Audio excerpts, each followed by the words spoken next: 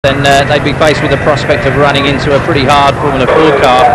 So there they go, dragging him out of the gravel trap. Very frustrating for a driver when you only just go off the circuit, but you're far enough in the gravel that the rear wheels spin when you try and pull away, and that's the end of the race from him. Although the race will be restarted, he won't be allowed to restart, and there's a problem actually on the grid, banging the steering wheel there in frustration. Aaron Stroud looks like his car stalled or he can't get it started, and the officials are just dragging him off the side of the circuit.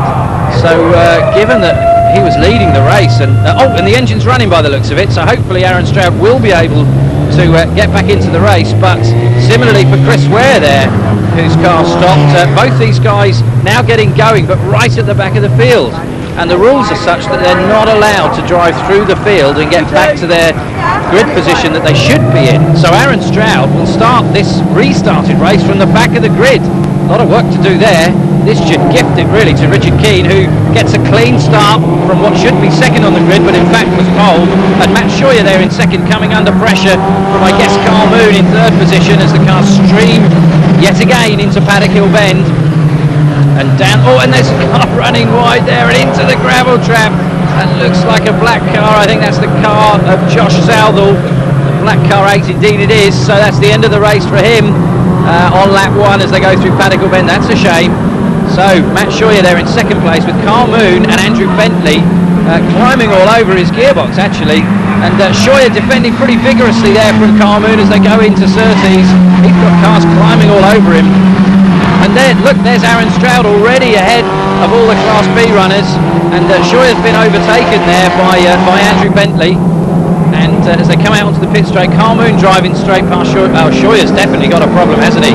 Those cars were left stationary on the grid for a long time in between these two races, and I have a nasty feeling that Scheuer's car, or his engine rather, may well have overheated, and it's now not really producing any horsepower. He really ought to stop if that's the case. Looks like the end of the afternoon for him, and that's a bit of a disaster for him, because he set his stall out to win this championship, and if the engine's gone, the chances are not only will he not finish this race, but he'll be unable to take part in the next one, which follows on pretty quickly once this one's finished. So it could be 0 points for Matt Scheuer for the whole day from these two races. So anyway, back to the race. Look at that, Aaron Stroud already in amongst the midfield of the Van Diemen cars, the Class A cars, having driven past all of the Class B runners already, and we're only 2 laps into the restarted race. That's a fantastic performance already from him. And he's now lining up, I think that's David Dickinson he's lining up to tow past on the pit straight and take another position round the outside into Paddock Hill Bend. An excellent overtaking manoeuvre. In fact, it was Ben Evans that he was going past, not David Dickinson, but definitely Aaron Stroud on the move, and somebody else in the background there skating through the Paddock Hill Bend gravel trap. Too hot in, ran out of road as he went through there, and that in fact is David Dickinson carrying too much speed into Paddock Hill Bend, but luckily managing to drive all the way through the gravel trap and out the other side, which isn't actually what they're intended for, but if you can get away with it, then it's good news if you get to finish the race. And Aaron Stroud taking another position there, passing, I think that's Ken Sakamoto from Japan, from Tokyo. So Aaron Stroud making another move up the field. He'll be desperately frustrated at having been put on the back of the grid, and I can just imagine how cross he is, and therefore how determined to get back to the front. And he's taking yards out of Carl Moon there as they approach Paddock Hill Bend. And in fact, did he get past? No, he didn't quite get past Carl Moon on that lap. You can hear the tyres streaking as the drivers push the cars to the limit under braking into Druids, and Aaron Stroud, a fantastic dive up the inside, clean overtaking manoeuvre into Druids hairpin. So that's another place gain for him. He's doing a great job, I must say, of getting back into a strong point scoring position in this race, having started it right at the back there. And that's Ben Evans with Chris Ware. Remember, Chris lost his nose, didn't quite lose his head, but he certainly lost his nose against the back of Carl Moon's gearbox in the previous race. Lovely slide there, but somebody off in the... Oh, that's Ken Sakamoto. Just too hot into clearways, I think. Perhaps missed his braking point, or maybe even missed the brake pedal, and the car just slid wide onto the grass. And once you're on the grass, the car really does seem to accelerate its way into the tyre wall. But he'll be perfectly fine. He'll jump clean out of that car. But that's the end of the afternoon's racing for him. So back to the midfield battle actually there. Ben Evans, Chris Ware and Carl Moon. Perhaps Carl Moon watching his mirrors there, remembering the last time that Chris Ware came up behind him when they had a little kiss under braking for Paddock Hill Bend. And that's Andrew Bentley. Remember, Bentley, the scholarship driver, the scholarship winner. So he's driving the free of charge, essentially, season in the BRDC Championship. And he's got Aaron Stroud right behind him. So does that mean Aaron Stroud's up to third place already?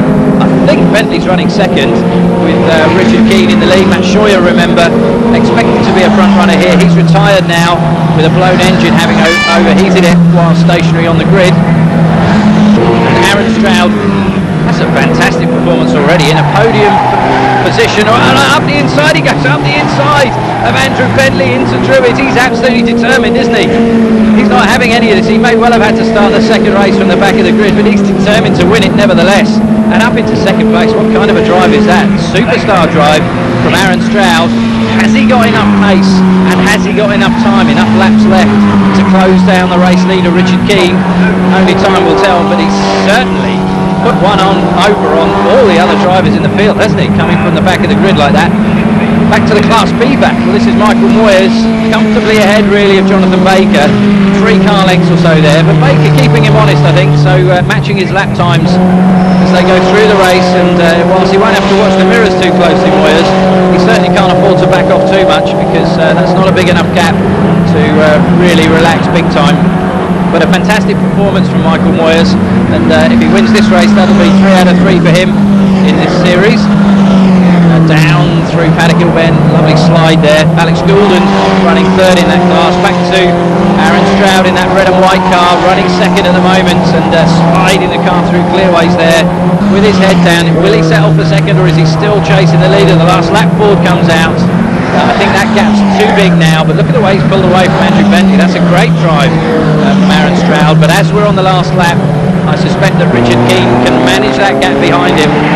Excellent drive from him, it must be said, to control the race from the front. No need for him to push any harder than it takes to win the race, and of course preserve his car, preserve his tyres. There's another race this afternoon for them to do, and as the grid for that race is set from the finishing positions of this one, then with just 2 corners to go, Richard Keane looks like he's in good shape for both banking the points for the win of this race and talk on the last lap at Clearways. Wouldn't that give you a moment, having to avoid a spun back marker there?